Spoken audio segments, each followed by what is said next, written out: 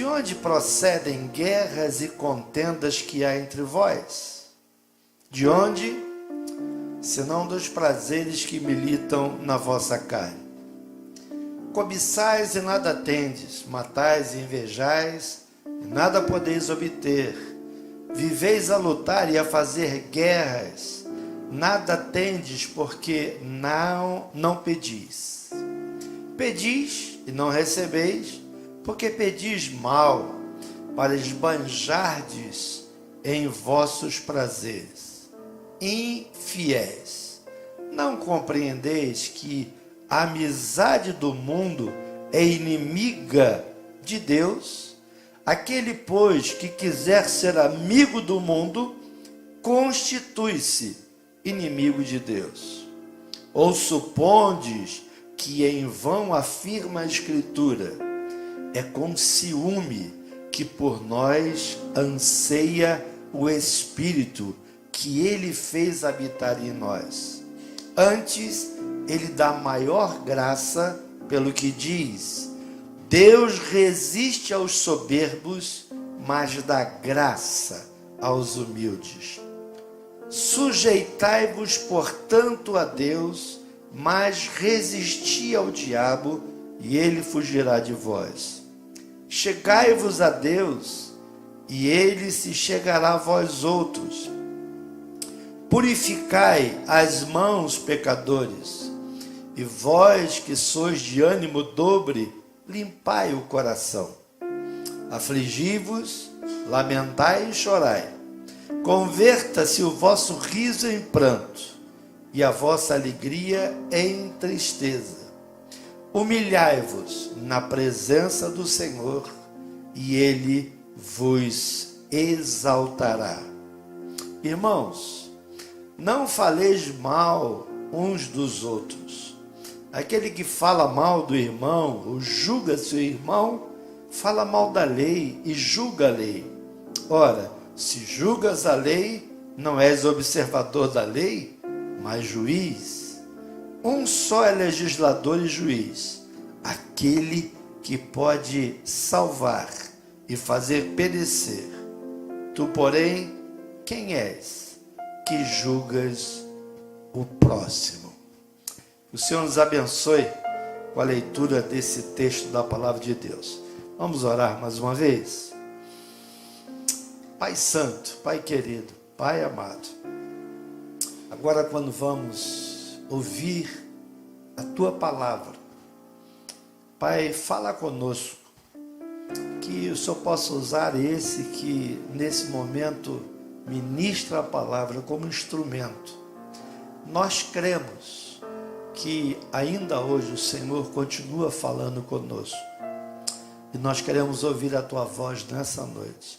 Fala ao meu coração, fala ao coração de cada um dos meus irmãos aqui presentes e aqueles que estão nos ouvindo através das nossas mídias sociais, que eles também sejam abençoados pela Tua palavra. Assim nós oramos e pela fé já Te agradecemos no nome precioso de Jesus. Amém. Amém. Muito bem, irmãos, eu queria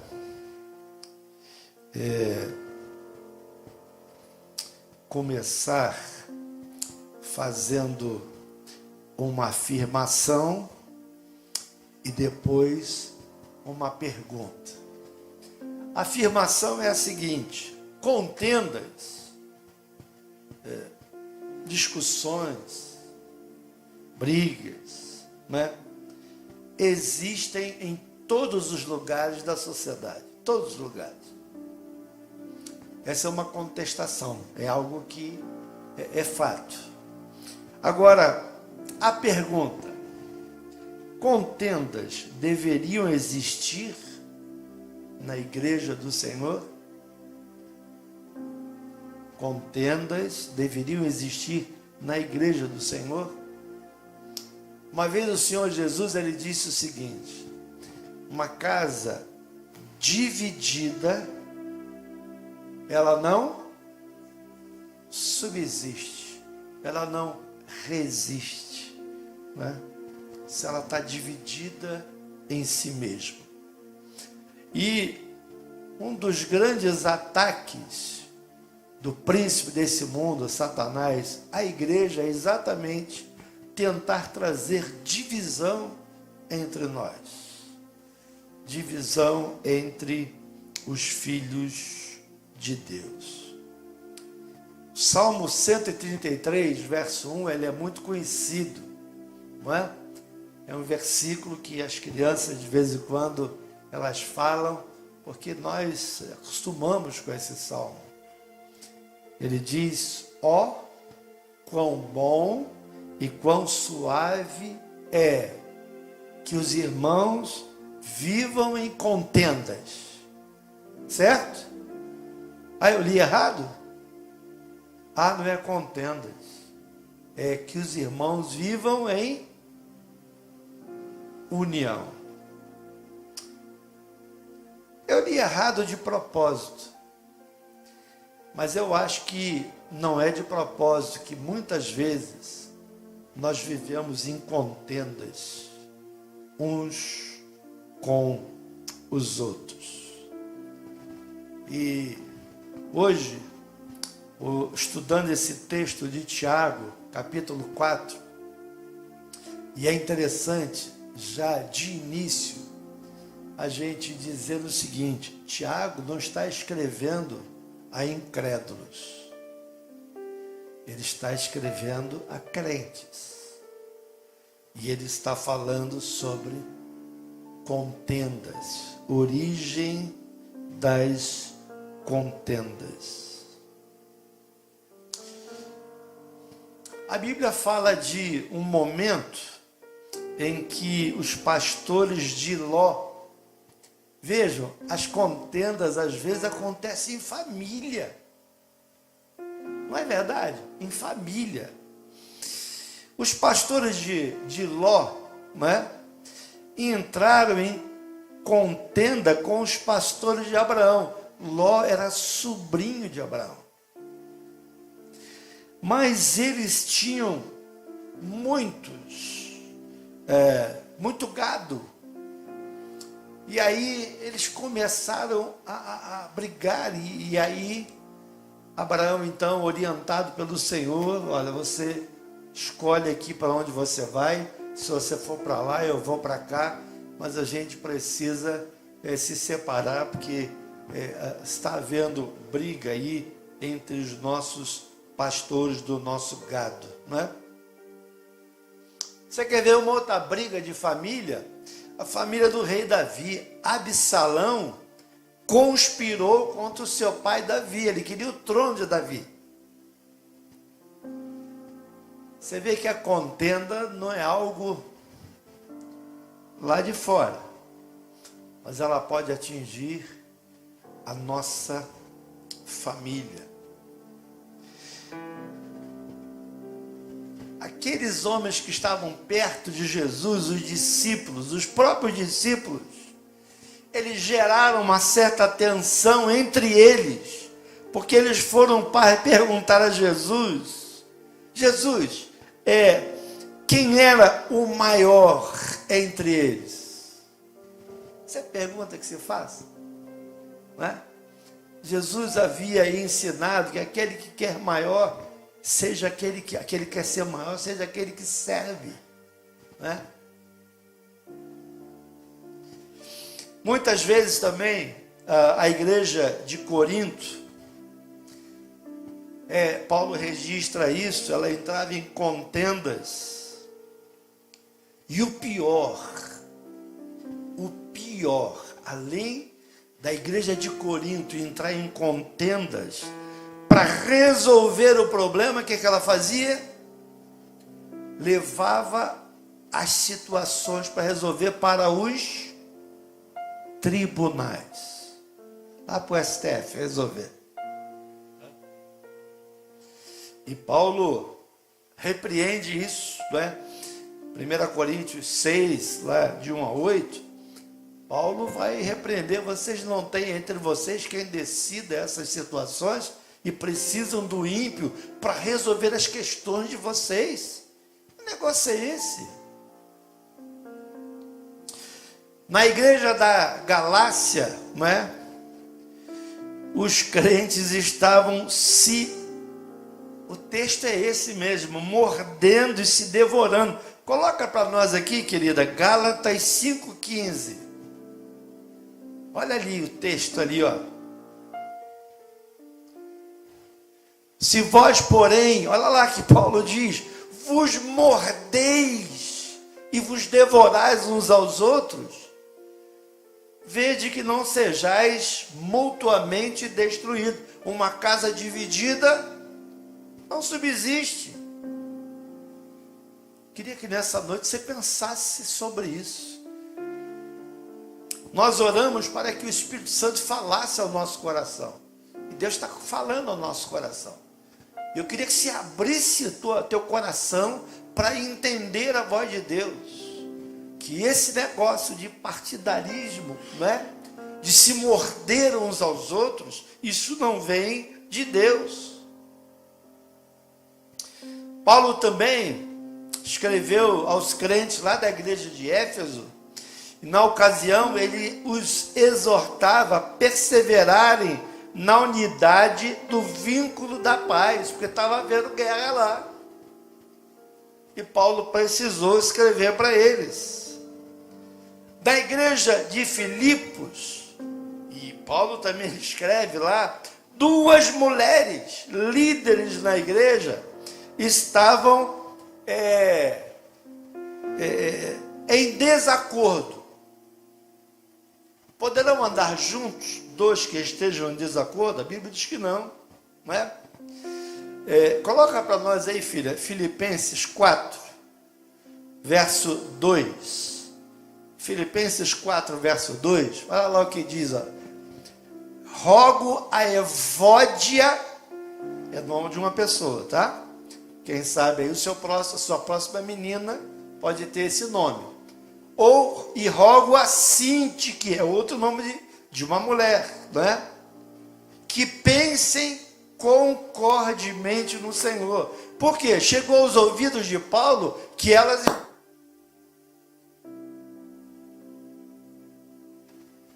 Fight, desligou até o microfone. Elas estavam num fight lá na igreja, não é? As irmãs, imagina as irmãs lá da União Feminina em um fight, e Paulo diz, meninas, vocês têm que pensar concordemente. Vocês têm que concordarem. Afinal de contas, temos um só Senhor, uma só fé, um só pastor. Que negócio é esse? Não é? Aí agora, entrando no texto, né, que nós abrimos hoje, que é Tiago 4. Antes de chegar no capítulo 4, se você observar, e a gente já estudou esse livro de Tiago, ali no capítulo 2, de 1 a 9, Tiago já havia denunciado a guerra de classes. Quem lembra do estudo de Tiago vai ver isso, né? Os ricos recebiam toda a atenção e os pobres eram ignorados. Nós estudamos isso nos grupos familiares. Entrava uma pessoa muito bem vestida, alguém chegava lá e fazia 1000 cortesias, mas entrava uma pessoa mais humilde, então não tinha a mesma atenção, né? Bom, depois de Tiago falar todas essas coisas, finalmente agora Tiago, ele vai denunciar aqui uma guerra pessoal entre pessoas. Os crentes estavam vivendo em constante clima de hostilidade. E ainda bem que aqui na igreja congregacional de Mococa não tem isso. Amém ou não amém? Não senti firmeza. Na igreja lá de vocês também não tem esse problema. Amém? Não tem. Não tem ninguém assim que está em guerra, né, em clima de hostilidade. Mas lá para a igreja que Tiago está escrevendo, o problema lá, o negócio estava pegando. O bicho estava pegando lá. Os crentes estavam falando mal uns dos outros e julgando uns aos outros. Aqui não tem isso. Na sua igreja também não tem. Não tem. Como é que pode acontecer isso na igreja? Não pode.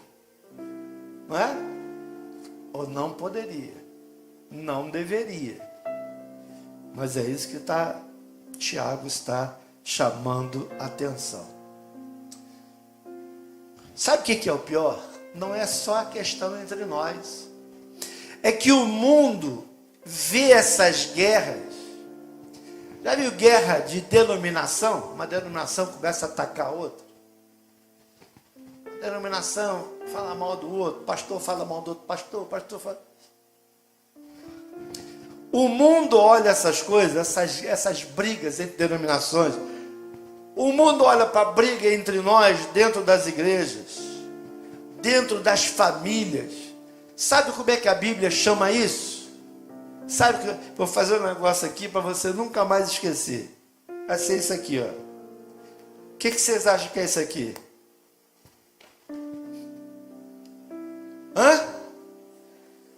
Pedra de tropeço. Essas coisinhas que a gente faz e sem noção, esquecendo que a Bíblia, a palavra de Deus condena isso, o incrédulo olha isso, Deus me livre, quero saber desse povo aí não, quero saber, esse povo briguento ainda está chamando para eu ir lá, não vou não, vai ficar aqui no mundo mesmo. Parece exagerado, mas é assim que o mundo tem olhado para toda essa confusão. Agora, olha o que Jesus, qual foi a oração de Jesus? Jesus orou assim: Senhor, olha, que eles se briguem, que eles tenham bastante fight entre eles. Foi isso que Jesus fez? Põe para nós aí, querida, João 17, 21. João 17, 21. Olha o que o Senhor Jesus falou ali em João 17, 21. A fim de que todos sejam um, e como és tu, ó Pai, em mim e eu em ti, também sejam eles em nós, para que o mundo creia que tu me enviaste. Jesus está falando de unidade aqui. Sejamos um. A gente pode ser muito diferente um do outro, mas somos um corpo. Nós somos o corpo de Cristo. A igreja é o corpo de Cristo. Às vezes a gente olha para o irmão e esquece que ele faz parte do nosso corpo.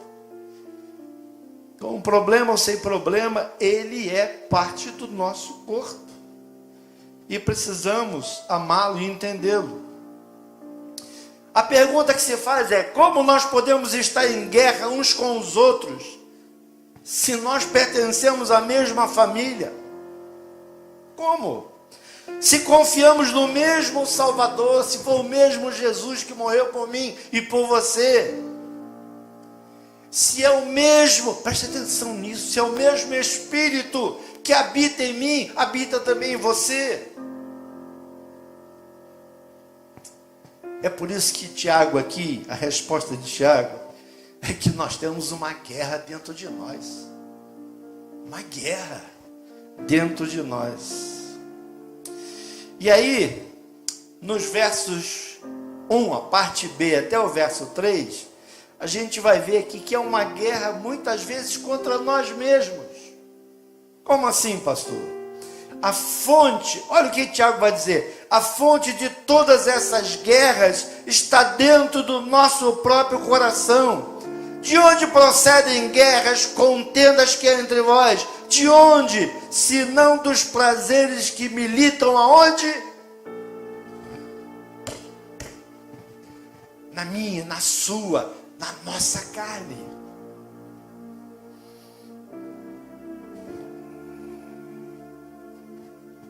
Sabe qual é a essência do pecado? A essência é aquilo que é o básico, é o principal. A essência do pecado é o egoísmo.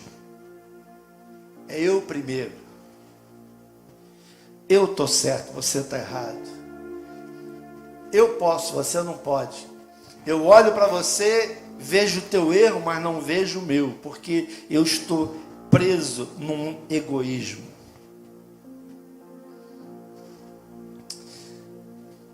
Vamos ver alguns exemplos aqui, quando muitas vezes nós erramos. Abraão, um homem tão importante para os judeus e para nós. Abraão mentiu porque que ele queria, sabe o quê? se proteger. Abraão estava com medo de Faraó, estava com medo de ser morto. E aí, ele mentiu. Será que justifica mentir para se proteger? Acã, é interessante que Acã causou a derrota de Israel, porque, veja só, egoisticamente, ele tomou o que era proibido para si. Vocês conhecem a história de Acã, né? Quando ele esconde aquela capa babilônia, aquela prata debaixo da sua tenda, né? Ninguém viu, Deus viu. E por causa do egoísmo dele, Israel foi derrotado por um pequeno povo, que além de ser pequeno povo, o nome também era pequeno. Ai, 2 letras. E o povo é derrotado depois de derrotar uma cidade fortificada como Jericó. Como é que explica isso? Como é que a gente explica as nossas derrotas? É por causa desses egoísmos nossos. É por causa dessas coisinhas, nós olhamos o que é meu, o que interessa, o que é particular, e esquecemos de olhar o contexto da igreja do Senhor Jesus. Nossa visão imensa é no nosso, permita a expressão, nosso umbigo. Estamos olhando apenas para nós, para o nosso interesse, e esquecemos que fazemos parte da família de um Deus que tem muitos filhos. Eu não sou o único.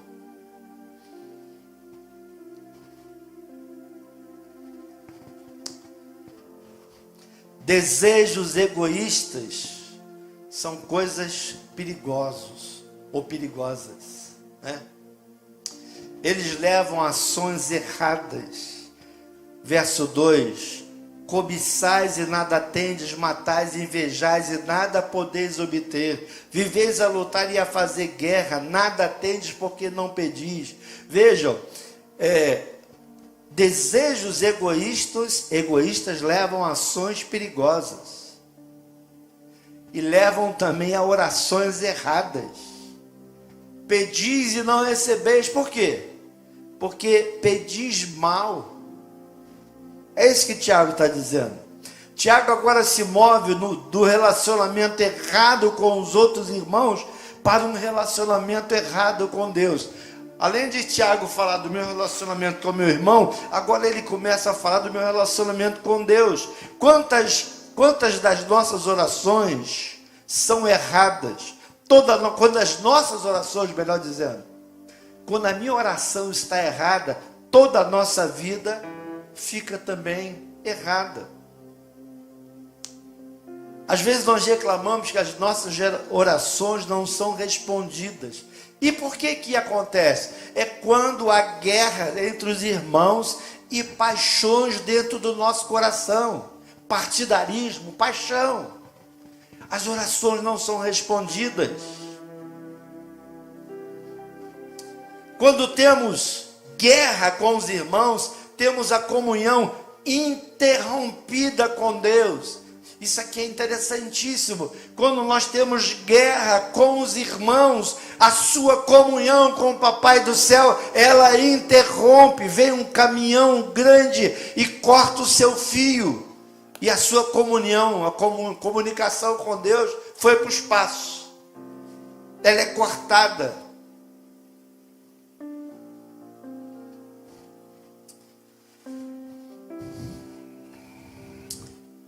Nosso coração, querido, nosso coração, teu coração, é um laboratório onde as guerras são criadas. É a estufa onde as guerras germinam e crescem. É o campo onde elas dão o seu fruto maldito. É o nosso coração. É o nosso coração. Tiago, a partir do verso 4, vai falar que nós estamos em guerra contra Deus. ele vai dizer que a raiz de toda guerra é rebelião contra Deus. A raiz de toda guerra é rebelião contra Deus. Quando você está em rebelião com Deus, quando você não está em comunhão com Deus, daí surgem as raízes de guerra. Agora, uma pergunta que talvez você faça: mas como um crente pode estar em guerra com Deus, o Deus criador de todas as coisas? Como é que um crente pode estar em guerra com Deus? Eu vou responder, preste atenção nisso. O crente está em guerra com Deus quando ele cultiva amizade com os inimigos de Deus.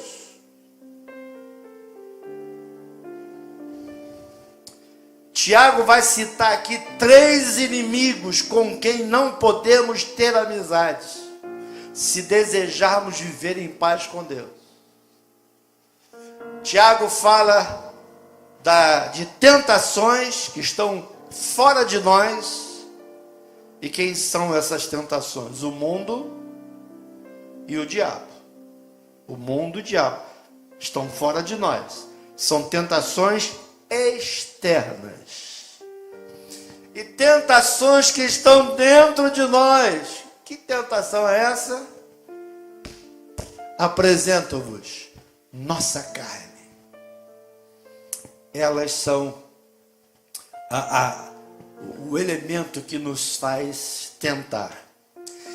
Olhando aqui no verso 4, Tiago, então, em primeiro lugar, vai falar do mundo. A palavra que é traduzida por mundo é cosmos, não é? Ela foi empregada aqui num sentido ético, para indicar uma sociedade corrupta, não o mundo geograficamente falando, mas essa sociedade que nós estamos vivendo totalmente corrupta. Podemos chamar também o princípio do mal que opera sobre os homens. E o mundo aqui, desse texto, é essa sociedade humana com seus valores, princípios e filosofias, vivendo a parte de Deus. Hoje nós estamos vivendo num mundo de ponta cabeça. O que era certo virou errado, e o que era errado virou certo para esse mundo, para essa sociedade que nós estamos, infelizmente, ainda inseridos nela, não é? Ainda estamos vivendo nela. Um crente pode tornar-se amigo do mundo gradativamente. A gente não se torna amigo do mundo de um momento para outro, de um piscar de olhos. Não, não é assim que o crente se torna amigo do mundo, não é? Ele vai fazendo isso gradativamente. Primeiro, sendo amigo do mundo. Segundo, sendo contaminado pelo mundo.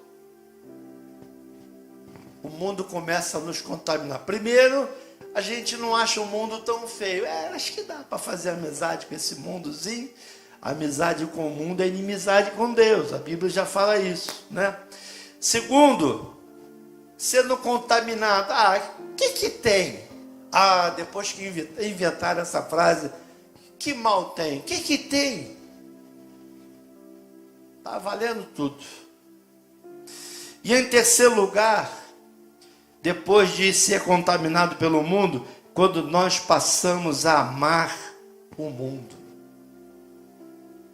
Começamos a amar o mundo. E o mundo sabe nos cativar. Ele sabe oferecer coisas para que a gente seja seduzido, não é? Por esse mundo perdido, por esse mundo longe de Deus. E em quarto lugar, os jovens conhecem bem esse texto, que é Romanos 12, 2, que é se conformando com o mundo. Pastor, isso é assim mesmo. Está todo mundo fazendo, por que eu não vou fazer? Conformar com o mundo.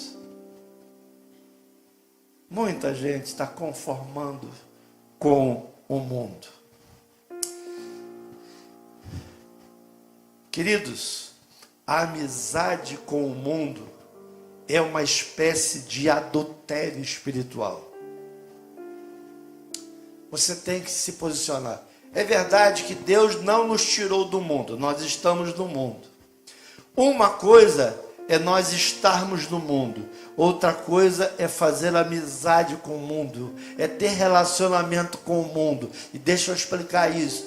Relacionamento é amizade com as filosofias, com os pensamentos, com o mundo. Eu não estou falando que você não vai conversar com as pessoas, você não vai conversar com o vizinho, você não vai conversar com o teu colega de trabalho, da escola. Não, não é isso. É você se adaptar à filosofia que esse mundo adota.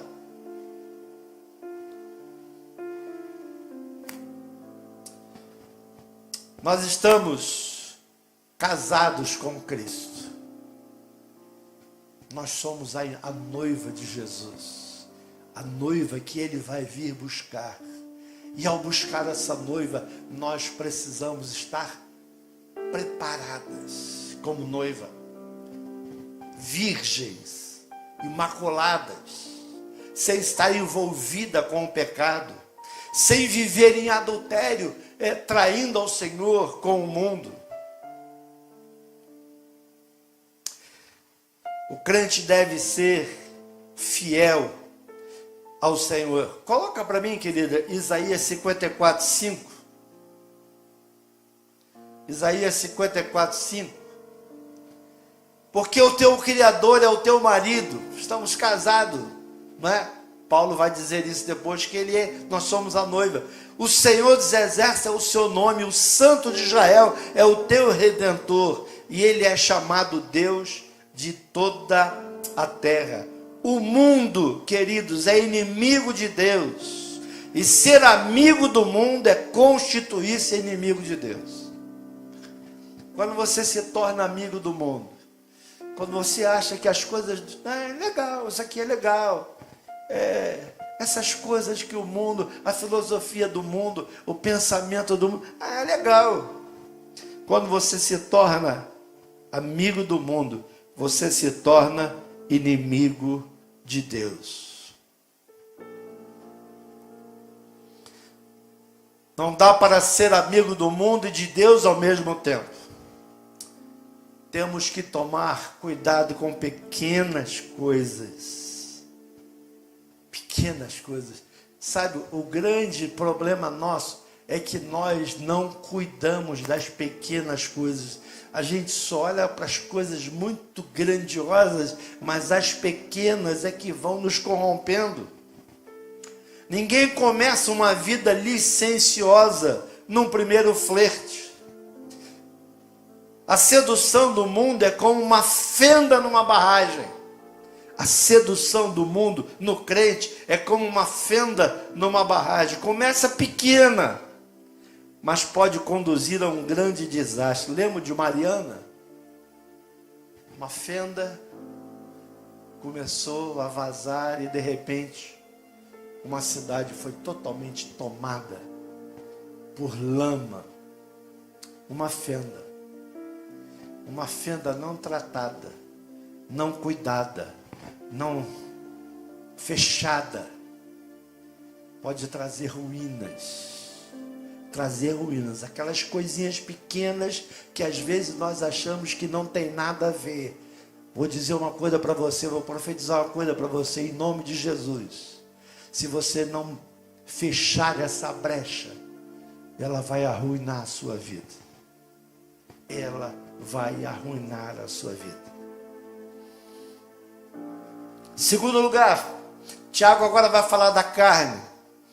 Verso 1 e agora também no verso 5.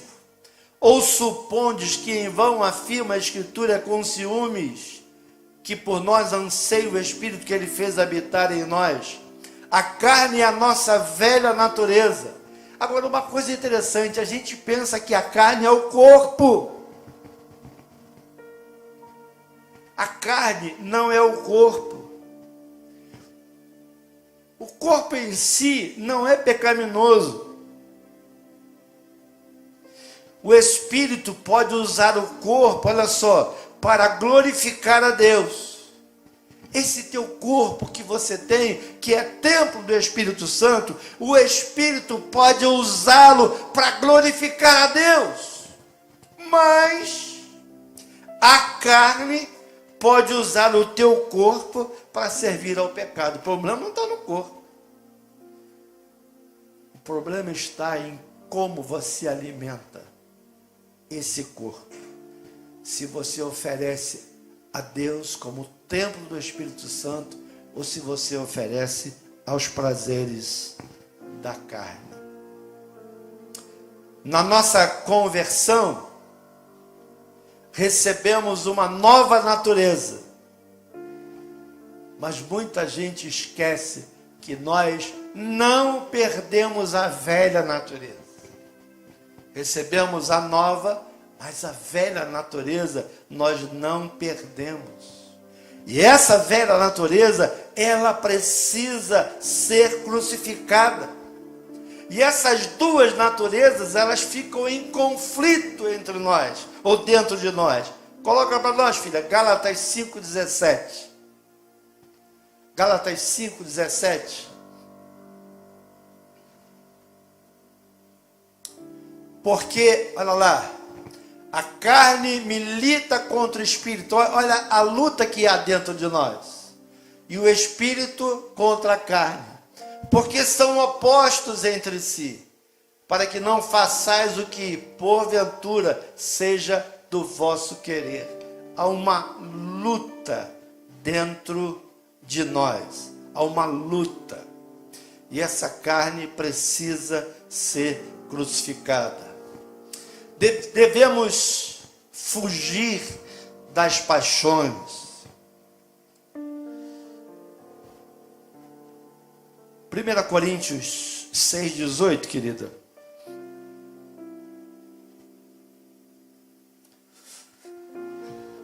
Fugir da impureza, qualquer outro pecado que uma pessoa cometer é fora do corpo, mas aquele que pratica a imoralidade peca contra o próprio corpo. A única maneira de vencer as tentações da carne, como é que é?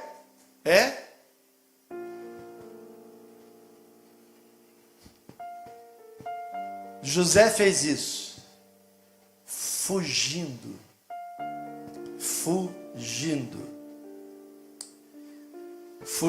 do lugar, da circunstância, das pessoas.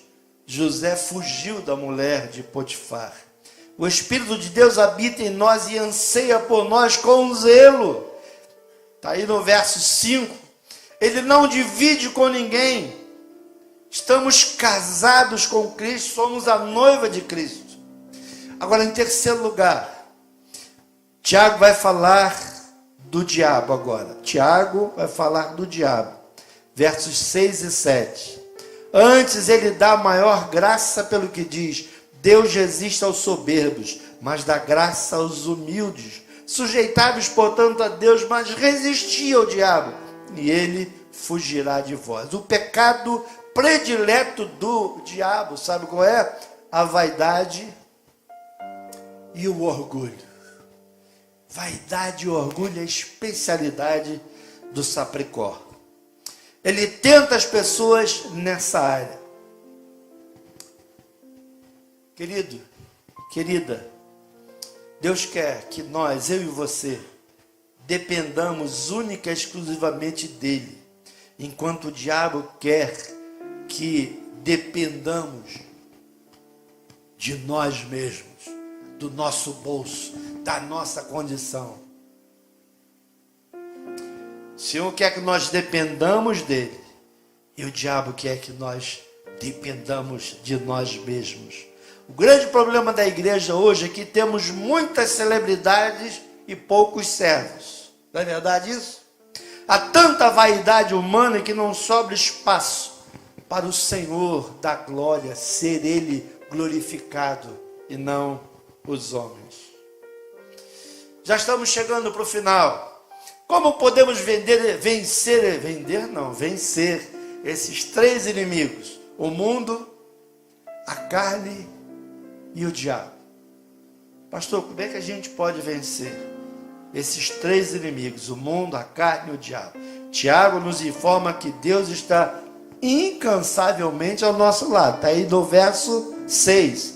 Ele dá a maior graça. Ele dá-nos graça para vencer.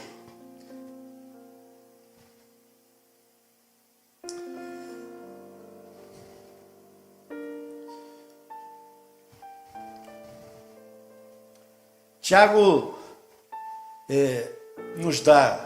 diz que Deus está incansavelmente ao nosso lado. Ele sempre nos dá graça suficiente para vencer.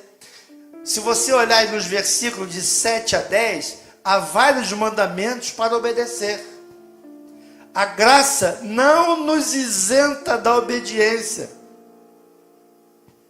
Tem gente que diz assim: eu sou salvo pela graça. Preciso obedecer, não preciso obedecer a palavra. Quem disse isso? Isso é heresia. Isso é heresia. Somos salvos pela graça, sim, não é pelo que você faz. Mas a graça não nos isenta de sermos submissos e de obedecer ao Senhor. Tiago, então, vai mencionar aqui 4 atitudes: submissão a Deus, resistência ao diabo, comunhão com Deus e humildade diante de Deus. Em primeiro lugar, devemos nos submeter a Deus. Aí o verso 7.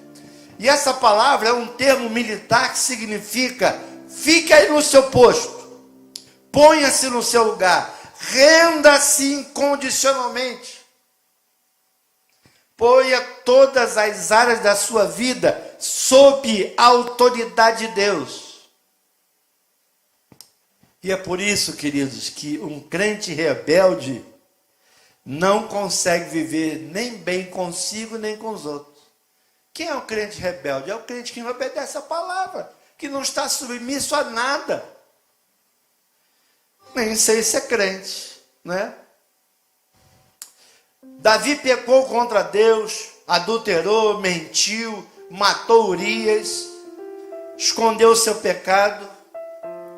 Mas a Bíblia diz que quando ele se humilhou, quando ele se submeteu e confessou, o texto do Salmo 51 diz que ele encontrou paz, aleluia, novamente com Deus, porque Deus é infinitamente perdoador, quando nós reconhecemos o nosso pecado.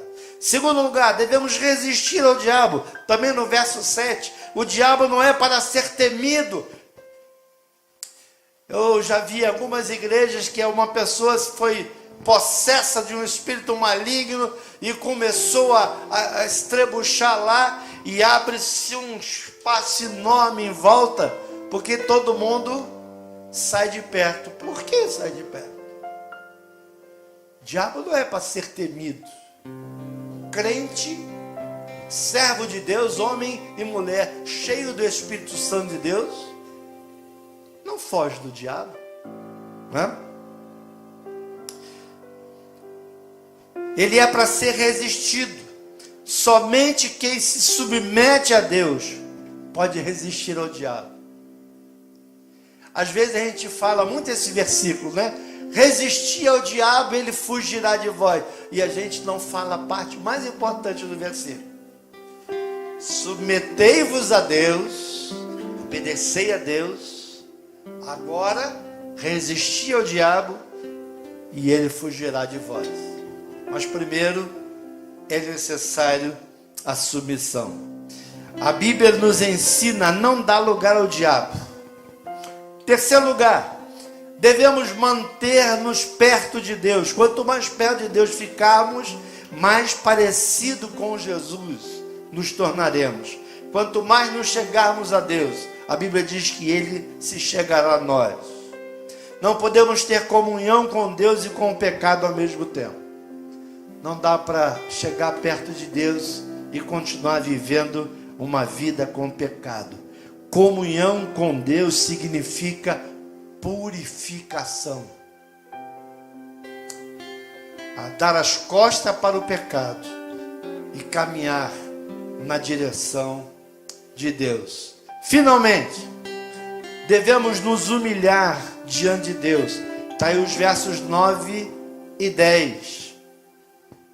Afligi-vos, lamentai, chorai, converta-se o vosso riso em pranto e a vossa alegria em tristeza. Humilhai-vos na presença do Senhor. E quando você fizer isso, Ele vos exaltará. Deus não despreza um coração quebrantado. Salmo 51, 17 diz isso. Deus olha para o homem que é humilde de coração e que treme diante da sua palavra. Deus o abençoa. Quando estamos em paz com Deus, temos paz com outros, e então uma fonte de paz começa a jorrar dentro de nós, quando temos paz com Deus. Nessa noite, queridos, nós queremos encerrar essa palavra perguntando: como é que você está? Será que essas coisas que Tiago chama a atenção aqui, você está praticando essas coisas? Será que você é alguém que está sempre em conflito, que está sempre brigando com pessoas, que você tem dificuldade de obedecer, de submeter a Deus? Será que você tem sido pedra de tropeço? Será que uma pessoa pode olhar para você e ver em você as marcas de Jesus? Ou temos sido pedras de tropeço? Como tem sido a nossa vida? Nós fomos chamados para ser luz. Nós fomos chamados para andar na presença de Deus. Nós fomos chamados para que o mundo creia que nós somos dele. A igreja é a família do Deus vivo. Essa pessoa que está do seu lado, na sua frente, atrás de você, ela faz parte do corpo de Cristo. E você precisa gostar dela, gostar dele, como você gosta do seu braço, da sua mão, do seu rosto, da sua perna. Porque ele não é um outro, ele faz parte do mesmo corpo. A igreja precisa entender isso. Muitas vezes a presença de Deus não se torna marcante no nosso meio, porque há divisão entre nós, há brigas entre nós. A Bíblia diz até que nós podemos brigar em algum momento, mas não se ponha o sol sobre a vossa ira. O Senhor nos ensinou na oração: perdoa-nos as nossas dívidas, assim como nós perdoamos aos nossos devedores, aqueles que nos ofendem também. Que nós possamos, queridos, nessa noite, ser assim, sacudidos pelo Espírito Santo nessa noite. Como tem sido a sua vida? Olhando para esse espelho, olhe para Tiago 4 como um espelho. O que você vê olhando esses versículos? Será que você está de conformidade com o que Tiago está ensinando ali? Ou você tem sido pedra de tropeço? Pense nisso. Nós fomos chamados para ser sal e luz, para declararmos as maravilhas do Senhor. Que Deus nos abençoe com a sua palavra nessa noite.